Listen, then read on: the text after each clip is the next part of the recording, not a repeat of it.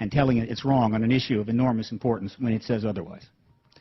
One of the people that's influenced me the most since I entered the field in '96 is our speaker. Because of his intensity, because of his intelligence, because of his indomitable will, his absolute perseverance, this is what you have to be a change agent. I only aspire to this level.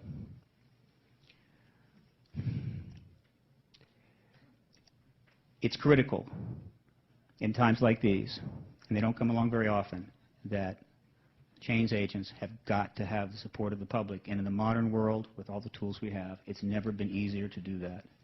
One way you support is to come and listen. I really appreciate that you have. And so, if you would, a very loud round of applause to a very powerful man, Dr. Stephen Greer.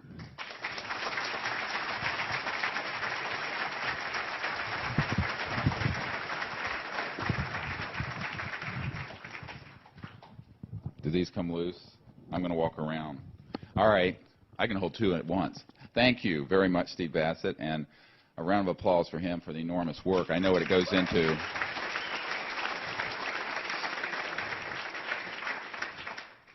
Now, y'all ready for this? I was at the Pentagon a couple years ago talking to an admiral over there about this who had been shut out of information that he thought he should have access to, and he should have. And he says, well, I just want the truth. And I went into my Jack Nicholson mode. You remember A Few Good Men when he turns to that really pissy lawyer, Tom Cruise, and says, you can't handle the truth. And love that. This issue is very complex. We only have a few minutes here. But in a nutshell, we have enough evidence way beyond what they had for Monica Gate to open up a serious inquiry into a subject which has been the butt of many jokes and ridicule for over 50 years. Many of the military witnesses that have come forward in the Disclosure Project are people who said they never wanted to come forward because of the fear of ridicule from the media and from the powers that be, aside from the fact that some of them have been threatened with being erased. Now, if you get the Disclosure book and tapes that we have out here, and by the way, we had a benefactor give us a huge donation so that we could basically give those out at cost, so they're very inexpensive. It's a 600-page book. It has the transcripts of 69 of these military and intelligence and corporate witnesses. If you don't have it, get one, get a case, and put it in your library and get the word out. We have the smoking guns. We have the documents. We have the first-hand corroborating testimony. There is physical evidence. It's all there. The problem is, and I had this conversation with a number of people in the Congress, the reason this thing is still secret isn't because it's silly. It's because it's so profound. The implications of the fact that, number one, that these UFOs are real, which anyone with an IQ over mud can figure out. But number two, that, in fact, we not only have been in possession of materiel associated with these craft, but have figured out how they operate. If you go all the way back to the 1950s, early 50s, and look at the Walter, the memo from Canada, I don't know if you remember this, it's in the book, and it clearly states in this top secret memo that I understand got inadvertently declassified by the Canadian government, we have, at that time, in 1950, 51, 52, before we detonated the first hydrogen bomb, a project that was studying the, quote, modus operandi, the means of operating these so-called UFOs. And the project was so classified, Dr. Vannevar Bush and a team of his people were working on it, that it was restricted more than the development of the hydrogen bomb. And I'm quoting, paraphrasing from this document. This is an official document, undisputed. It's not one that has any question about its authenticity. Think about what that means. What it means is that since Eisenhower, there has not been an intact chain of command over this subject. And let me tell you how dangerous that is. You've got a kleptocracy. This is my ungenerous term for the folks controlling the secrecy on this issue. You have a kleptocracy that has arrogated to itself the right to not only know this information, but to withhold the technologies from the public, which, if they could be put into application for peaceful uses, would enable us to say adios to Saudi Arabian oil. It would enable us to completely end global warming, begin a new era in environmental sustainability, and would eliminate poverty within our lifetime, within 20 years. Totally eliminate poverty. I have used the term recently in a position paper. It's up on our website, disclosureproject.org, where I used the term planeticide, that things have gotten so bad that we're at the point now where, with malice aforethought and utter greed and stupidity, information and technologies are being withheld from the public that are necessitating our cannibalization of Gaia, of Mother Earth. And this cannot continue. This has to end. So the Disclosure Project and a company that I put together called Space Energy Access Systems is working to get in the former, the information out to the public, and in the latter, to try to identify and bring out the technologies through a clean, non-black operation to the public. It isn't easy. Because we're doing this with $3.85 or thereabouts, and it's an enormous thing that we're taking on.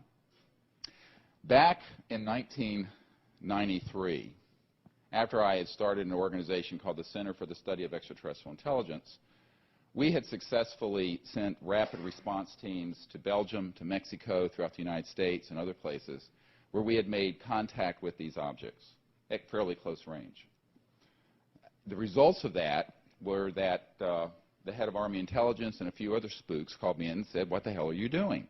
I said, "Well, don't you think it's time that the people take this matter into their own hands since you've messed it up so badly?" He looked at me. He says, "Who the hell are you?" I said, "Well," he says, "you have no right to be doing this." I said, "Of course I do. I'm a denizen of Earth. And besides, my mother's family were some of the original founders of the United States. And moreover, when she used to brag about that, my dad would say, well, hell, we were waiting for the damn Mayflower to get here because he's half Cherokee Indian." So he's passed on. God bless him. But the fact is, we do have a right to know this information, and we have a need to. And when I've been asked by, all kinds of powerful people, why is this really being kept secret? I said, well, there's a whole constellation of issues. But it really has to do about power and how the world runs. It's power. Now, people think it's money. Money, look, I need money because I have 4 daughters and I got to put them through college and this sort of thing. That's money. Power is something else.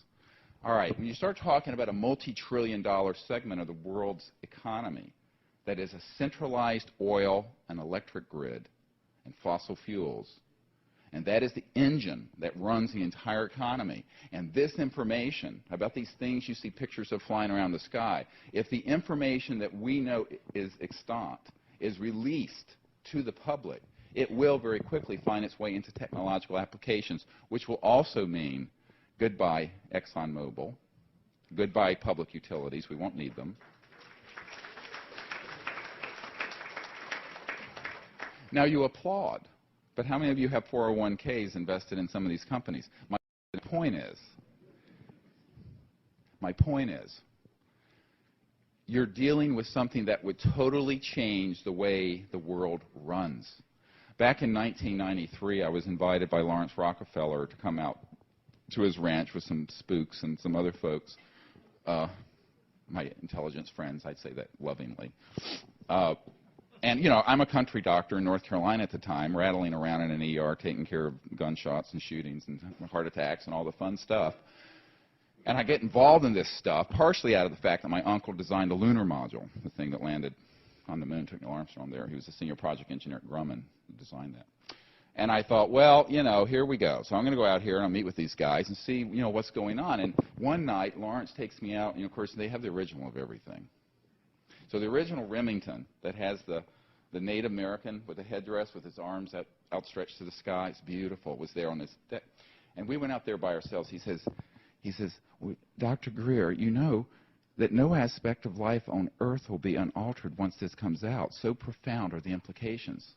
I said, I know, Lawrence. That's why it's so damn secret, and also so illegally secret. It couldn't be legal with the president and the Congress and the right people knowing about it and keep it secret. It has to be an unacknowledged special access project. Memorize it, USAP. That's what they're really called, if you ever hear it. And they are unacknowledged. They're not acknowledged to anyone unless you're in the project. And I told Mr. Rockefeller, I said, yeah, but you know what? This has been going on for decades. And now the world is beginning to stew in its own juices environmentally. And we're going to, the chickens, and this is 93, long before 2001 and the 9/11 event. And I said the chickens will come home to roost if we maintain this status quo where the zero-sum game of fossil fuels necessitates the impoverishment of at least 80% of the world's population. You think I'm kidding? CNN today reported China being industrialized, moving into the oil and commodities markets. If you think gas is expensive now, wait 5 or 10 years. You'll be lucky if you can buy it for $10 a gallon. It is a serious problem, and the only way to maintain the zero-sum game that we have of energy supplies is to keep this subject secret, make you people think that this is all hooey and nonsense, because the shills that are in the media who are on the payroll, like this, believe me, I know who they are, of these secret operations, will make this sound like so much nonsense when in reality they know it's true. In 2001, as you know, prior to the 9/11 event, we had a large press conference in Washington. That's available for free. Anyone who wants to see it, download it, take it, put it on your cable access station. We had 20 or 22 military and intelligence witnesses there, National Press Club ballroom, packed with every network in the world. By the way, it was viewed live by around 500,000 people. It was the largest webcast in the history of the Internet. Not the history of the National Press Club, of the Internet. That's how much interest there is, even though this subject doesn't matter, you see. But there's enormous interest. It ended up getting covered briefly by networks all over the world and then was taken down. The shills, the national security control levers were being pulled heavily. And a little tidbit, that first hour of that webcast, that you can see in its entirety, because thank God we recorded it as well as broadcast it, was jammed externally by NSA. This I have on direct sources. So that's why the people who tried to get on, hundreds of thousands of people, saw nothing for the first hour, because it was jammed electronically. Anyway, this is the hottest subject there is. It is the crown jewel of the secret, shadowy government that Senator Inouye refers to in the Iran-Contra hearings when he says that, and when Eisenhower says, beware the military-industrial complex, he, a five-star general and conservative Republican two-term president. It's because they knew that there was a kleptocracy of corporate and financial interests that had infected or invaded like a cancer our body politic, our institutions, our media, to keep things secret that would upset the apple cart of who really runs the show. And you got a couple hundred interlocking big corporations and individuals involved with those who run the show. It is not the President of the United States, and it most certainly is not the Congress. And anyone who tells you otherwise is in a fairy tale. Doesn't happen. I've met with some of these people who are in this group. About 40 or 45% of them want us to succeed. They do. But when Bill Colby was going to reach out to us, CI Director Colby was going to reach out to us to give us what we needed to succeed massively, they found him floating down the Potomac River the week that he was meeting with my board. True. I don't say that publicly often. I'll say it here. At times it's late in the game. Might as well put it out there. So it is difficult to overstate the significance of this and what has been done to keep it secret. I, a few years ago, was asked to brief President Clinton's first CIA director about this. The cover story was a dinner party at a townhouse in Arlington. And a guy who runs a think tank related to national security issues, who's good friends with the CIA director, said that this should happen. I said, well, what am I going to tell him? He says, and I have this in a letter. I can't release it because it's not my property, copyright laws, but I'll paraphrase what this good friend of the CIA director has told me. He says, the CIA director has made inquiries into this subject and knows he's being lied to and has received no information. This is a sitting director of Central Intelligence. And I laughed at first. I thought this had to be a ruse. It turned out he wasn't joking. This actually is the way it runs. And so I said, well, I'll come up there. So I got someone to cover my shift in the ER. You know, my life is like this, crazy. And, you know, I had 4 little kids, and we get a nanny, and so we go up because I had to have my wife there because the cover story is this 3 couples, you see. And I hate to say it, the wives were kind of props. Isn't that awful? Pigs. Haven't come as far as we think. Anyway, so anyway, my wife is the most saintly person in the world, actually, and we're having our 25th anniversary this year, and it's amazing.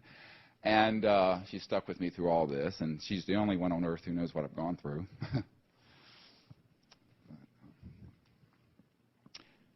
It's hard.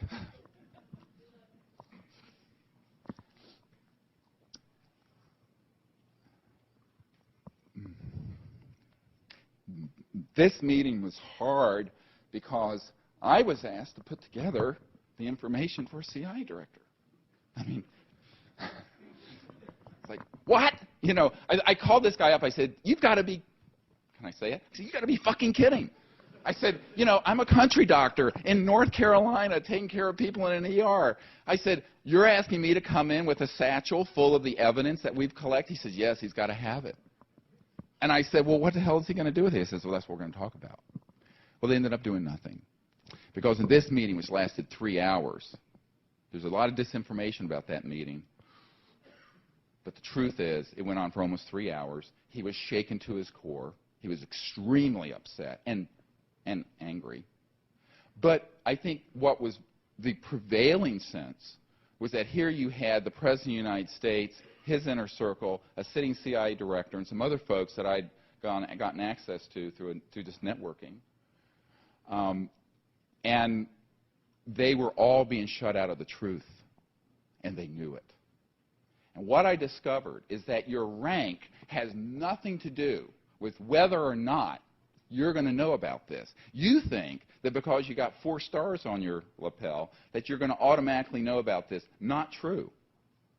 Because I've met with people who are at that level. I've briefed the head of intelligence for the Joint Chiefs of Staff, J2. I've briefed the head of the Defense Intelligence Agency extensively, 2 of them.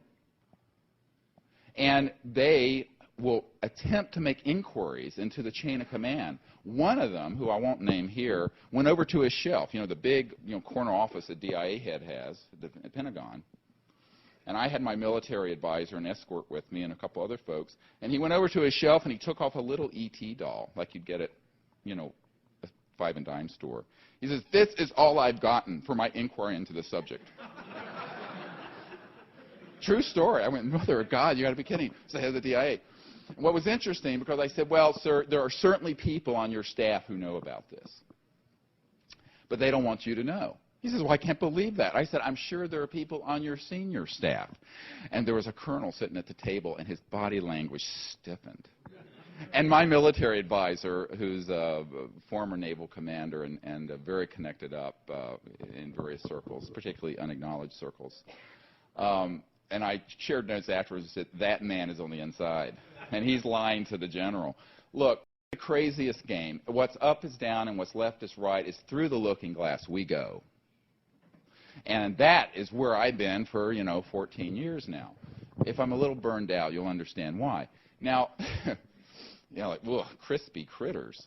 It's a terrible medical term for third-degree burns.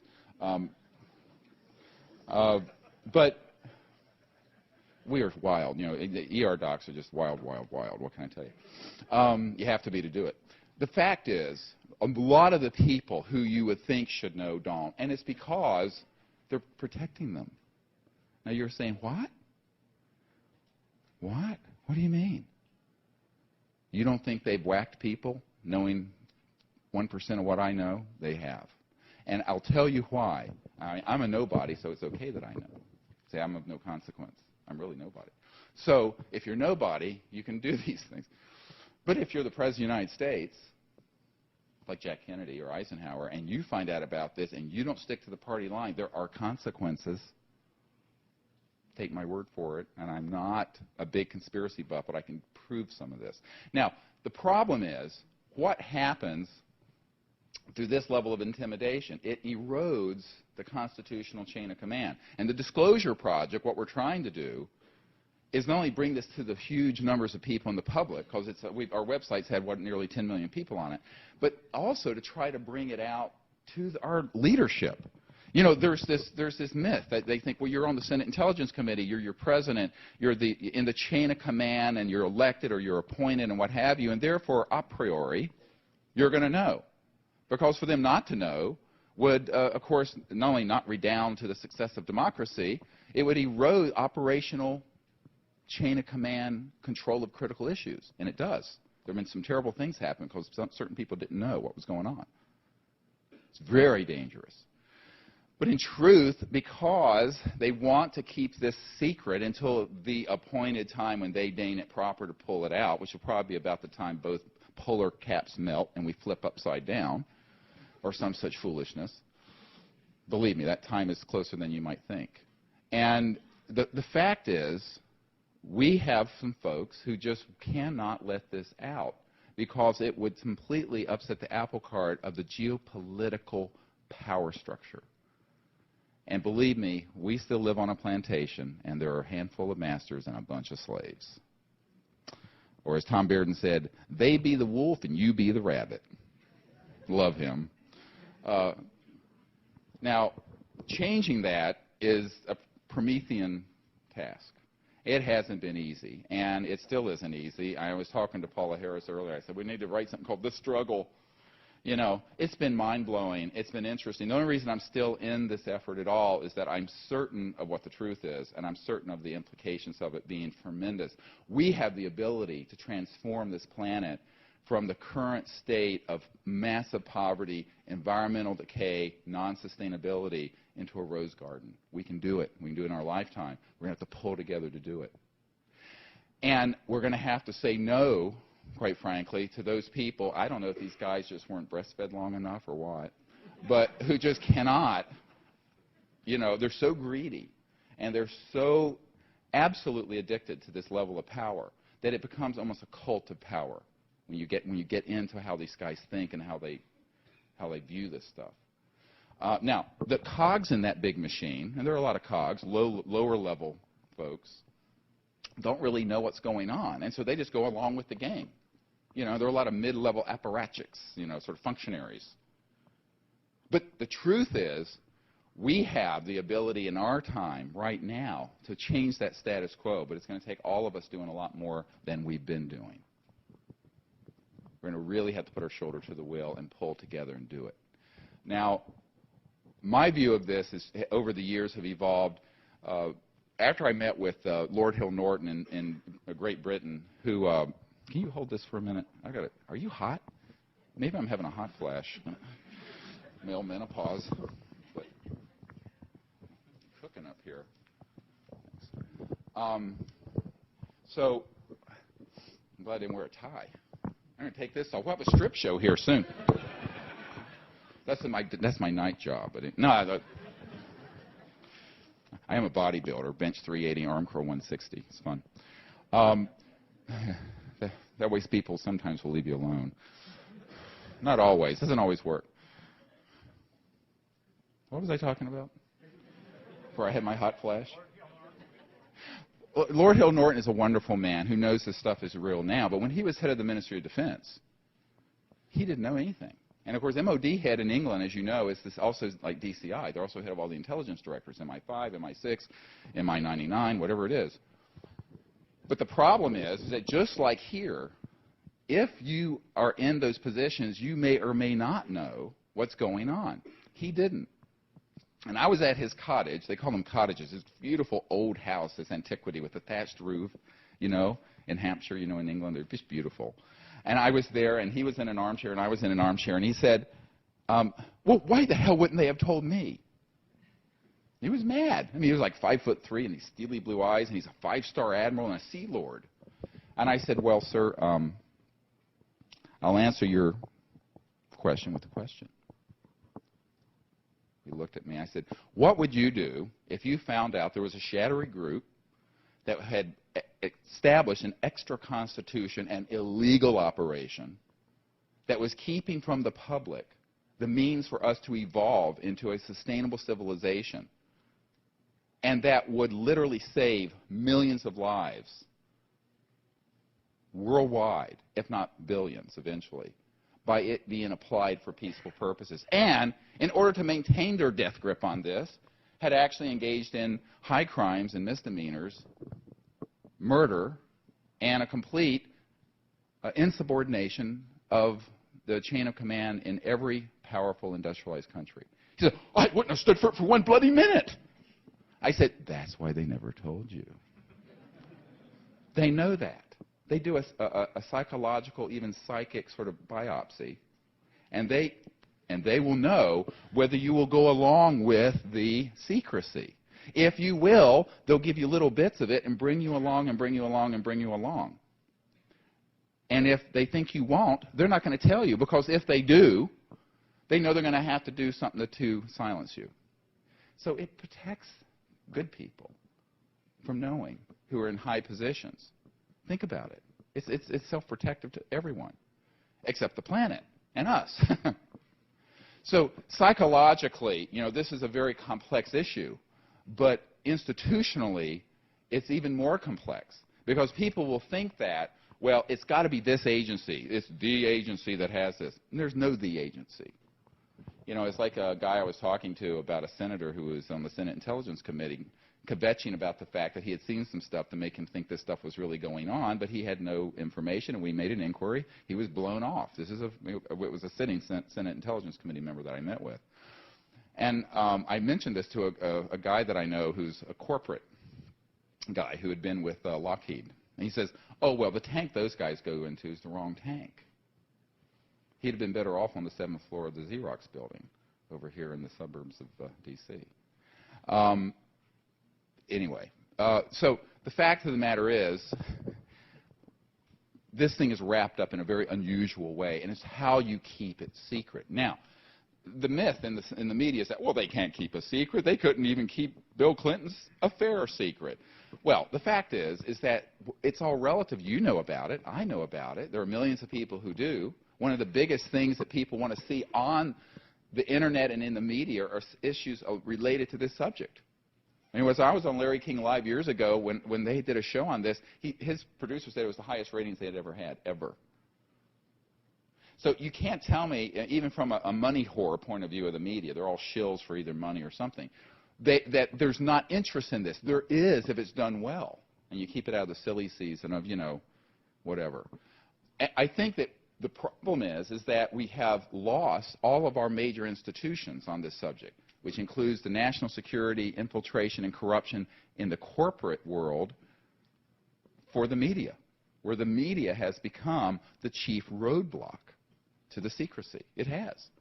And I was meeting with a congressman last month, in February. What is this? It's April. And I was flying back with him from someplace, and we were sitting for a couple hours talking. And this congressman is on the House Energy and Commerce Committee. And he knows that I'm trying to identify new energy systems that are based on zero-point energy and electrogravitic and so-called anti-gravity systems to bring out to the public. We're not trying to rip off the black projects. We're trying to find scientists out here who understand this stuff or don't have a screw loose and can actually build something. We're still waiting. We're getting close. We're going to see. And this guy was saying to me, he said, well, it's the media. The media is absolutely not free anyway. He knew this as a congressman. He says the media spins everything. And you can see it happen on a political issue. You can see it happen on a technology issue. You can see it happen on this kind of issue. Years ago, I met with a man who was the national security military affairs guy for the Washington Post. And he said to me, and we were having a drink at a place in D.C., some place that you'd never think we'd be, basically. And he turned to me and he said, well,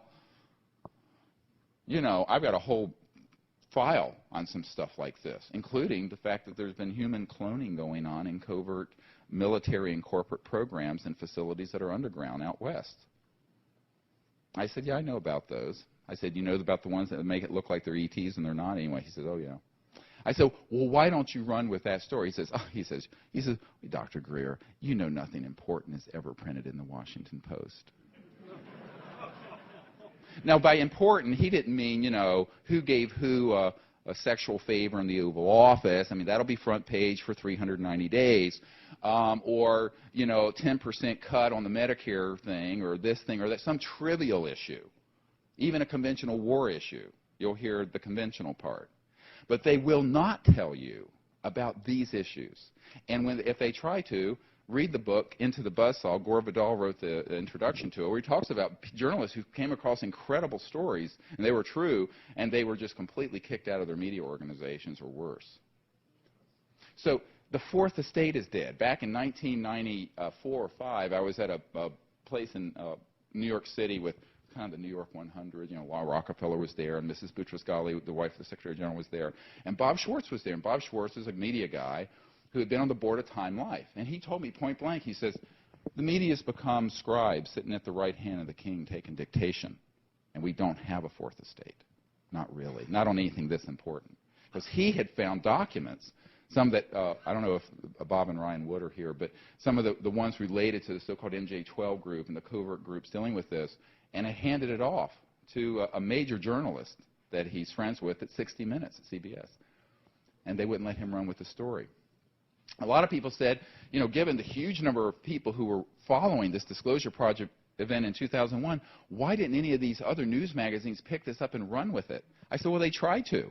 I mean, one of the executive producers of ABC News was at my farm out here in Virginia, going through every file I have, and a lot of it's triple hot. I mean, I've had guys just flat out take things out of projects and give them to me, not declassified. And, you know, he was going to run with this stuff. And about a couple weeks after the May event in 2001, he called me and he says, well, you know, it doesn't look like we're going to get this on. I said, oh? I said, why not? He said, well, they won't let me. I said, I thought you said you were totally in charge of Primetime Live in 2020. You could put on whatever you wanted. He says, well, apparently not. So, look, the corruption is enormous. So it's up to us. Here, the beauty of the Internet is that if you can keep your nose clean and stick with the facts, and if you look at what we put together with the Disclosure Project, on any particular section, there's not just 1 or 2 witnesses. There's usually 3 or 6 or 10 or 5, you know, corroborating the kind of things that were going on with, you know, UFOs being concerned about our nuclear weapons, or air traffic control, military chasing, or NORAD being involved when they deny that they are, et cetera and so on. But if you can keep your nose clean and put the facts out there, people want to know the truth. Now, I always tell people that they may not like what they hear initially. It's like Brian O'Leary used to say to me, the Apollo astronaut, and really interesting guy, done a lot with New Energy. He said, the truth will set you free, but first it'll piss you off. And I said, yeah, you're right. Sometimes that's true, but we have got to come out of childhood's arrest here. We're in an adolescent arrest as a civilization. We have got to evolve to the place where spiritually and socially we can live peacefully enough to let these technologies run our planet safely. Now, make no mistake about it. Can these technologies be weaponized? Yeah. You know, the #1 violent crime death I saw in the ER wasn't guns, it was knives. I saw more people sliced and diced and stabbed, even kids in high school. So, it's anything. I can turn this into a weapon. You know, I mean, you can weaponize anything. And this begs a larger question. Are we ready as a civilization to say no to the weaponization of all these technologies, which, by the way, has already happened, and put together an international resolve to live together peacefully so that the planet can move forward without killing it? Right now, we're in this death grip. It's sort of a catch-22. The technologies are being kept back for both greedy reasons and some legitimate ones related to weaponization. And the Earth is spinning out of control more and more into terrorism and anarchy and chaos and environmental collapse because the technologies are still secret. And it builds more and more poverty and war, more and more injustice. And if there's injustice and disparity, there will be violence eventually. And we're going to see more of it. So how do you break this? Well, you're going to have to get some wise people together. And several good friends of the Dalai Lama are on my advisory group. And we'd had very open discussions about what's going to be needed spiritually, institutionally, and otherwise to put together to bring these things out safely and create a world that we can leave to our children and our grandchildren that will actually be here and intact. We can do it. And we're, by the way, at V1. You know V1, you're going down the run. How many pilots are there here? You know V1 is when you got to either shut it down or take off, because if you go much further, you're going to hit the end of the runway, before you can stop the jet. So our civilization's at V1. We got to rotate up, out. And if we don't, it will crash. The system will crash. We're straining the biosphere. We're straining the political structure. The asymmetric threat of terrorism will only get worse the longer we have to stay over in that part of the world trying to keep this line of supertankers supplying us with oil forever. All of that is going to have to change, and it should have changed back in the 50s. By the way, a lot of extraterrestrial activity that happened back then was, and people I've talked to, even very credible scientists and military people who knew about this, said they were trying to tell us to change course. They were trying to tell us, and we wouldn't do it. The Day the Earth Stood Still is actually a docudrama. It really is. I mean, it's cheesy. It's a 1951 or 2 or whatever. But go see it. It's a fantastic. And Close Encounters of the Third Kind was a docudrama. All the cases portrayed in there were essentially correct. So we have this opportunity as a people. And the question is, will we seize the day? Will we take this opportunity or let it slip? It isn't going to be done by anyone. I can't do it by myself. Don't think that George W. Bush is going to take on this by himself, or Cheney, or Clinton, or any of these figures. They're not. The masses are going to have to insist, and they're going to have to keep this thing on the radar scope. We had tens of thousands of letters go to Congress demanding that there be an open hearing on this and that the technologies be explored seriously back between June and September 9/11 of 2001. Of course, when 9/11 happened, this thing was building so much momentum that they were seriously being asked about and talked about. Even members of Congress and public talks were referring to the Disclosure Project, because we put together all this stuff and delivered it to them. 9/11 sort of knocked a lot of things aside. But for whatever reason, I mean, you can build a conspiracy into that if you want. The fact is that it sort of put everything on a different burner and got shifted around. But the fact is, 9/11 and all this sort of terrorist stuff is going. Why is Osama bin Laden, who is, of course, a fanatic and a murderous maniac, I'm not going to defend him ever. However, he used to be an ally of ours in Afghanistan. We wanted him to help us get the Soviets out of Afghanistan. He became an implacable enemy after we went over in the first Gulf War and then camped out in these Islamic countries for another decade. And why are we there? Well, we're maintaining the peace. Well, nonsense. I mean, we're not in Central Africa. We weren't in Rwanda. We're not in Colombia in any significant way, South America. It's oil. 3 letters, O-I-L. Because without an uninterrupted supply of cheap oil, including the Iraqi oil fields, which is the second largest in the world, we're really in a big problem, particularly with China industrializing at 10, 12% a year growth of their economy. So we are having to do this. I mean, a friend of the Bush family told me in February of last year, very directly, he says, well, this really has to be about oil, because the second largest oil field in the world cannot be tied up in the hands of this megalomaniacal, crazy dictator with sanctions, keeping it from being developed, when we need to get that oil to drive the economy and the engine of the world, including China and India and all these huge billion-plus populations that are wanting to live with lights and some air conditioning and whatever. And, you know, he said point blank, this has got, you know, it's just a reality. It's sad it's gone on this long. I said, yeah, but, you know, can't you see we're just digging ourselves deeper and deeper and deeper into this grave and throwing this dirt back on top of ourselves? He says, yeah, well, that's true, but you have to understand these are not people who think long term. And I think a lot of them have just made the decision that we're going to stay on this course until the whole thing collapses. So it is madness. It's worse than mutual assured destruction during the ICBM face-off with the Soviet Union. Because what we're doing now is that we're doing something that is going to endanger every nation on the planet, every people, because we are totally destroying the biosphere. And if you think that the problem with the environment and the air quality and the water and the death of the oceans is a problem now, visualize 1,200,000,000 Chinese and 1 billion plus Indians in India, the subcontinent of India, beginning to try to live like we are. It can't happen. It isn't going to happen. And this is what I'm telling you. We have a system that has been set up and artificially enforced for half a century that has hijacked the human future. We need to take it back. We need, as a people, to say, this has gone on long enough, and we are going to come together, bring out the information, but also try to collectively identify the technologies and then move those out. Now, on that front, some of you have followed what we're doing with SEAS, S-E-A-S. You can go to a website, seaspower.com, seaspower.com, and it's the corporate, it's sort of under construction, but it shows you what we're doing, trying to identify people who understand these technologies. And there are a number of people who do, but they're very, very frightened. One of the people we're working with offshore recently has been seriously threatened and is in hiding right now.